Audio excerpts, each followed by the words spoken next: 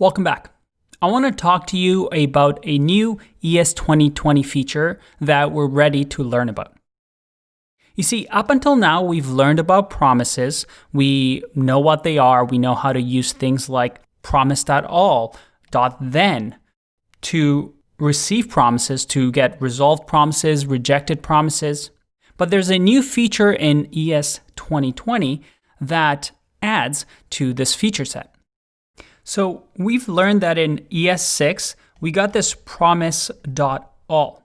And promise.all, what it did was, well, let's test your knowledge because we learned about this. What will happen if I run this statement? So we have promise1, which is a new promise. And within this promise, we're going to wait with a set timeout 3 seconds, and then we're going to resolve that promise. So promise1 is going to be resolved in 3 seconds. The next promise, promise2, is a new promise that in 3 seconds will actually get rejected. So we have one promise that gets resolved and another one that gets rejected, both in 3 seconds.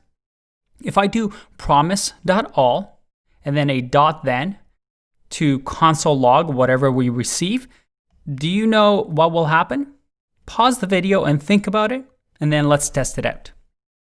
Going to copy this, paste it, moment of truth. Promise is pending for 3 seconds, and then, uncut in promise, undefined. Now, why is that? We've learned that promise.all only resolves if both promises resolve here. So in order for us to have this work, we have to do a catch statement. So if I do .catch, and in here, let's say console.log, something failed. And we'll log out the error as well. If I now do this again, let's refresh, paste this in, 3 seconds, 1, 2, 3, and then something failed. Because promise.all has to have all promises resolve and not throw any errors. But with the new ES2020 feature, we now have something called all settled. And all settled, as the name suggests, is a little bit different. This time, if we run this, we wait 3 seconds, and then we have promises returning. 1 is fulfilled, 1 is rejected. So what did this do? Well, promise all settled doesn't care about resolve and reject. Unlike promise.all, which short circuits when any of the promises are rejected or settled, the promise all settled runs all promises regardless of whether they reject or not.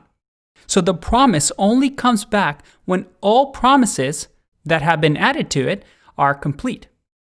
So for example, if I change this to 6 seconds here and I copy this, even though one of the promises rejects, let me refresh so that we have new variables.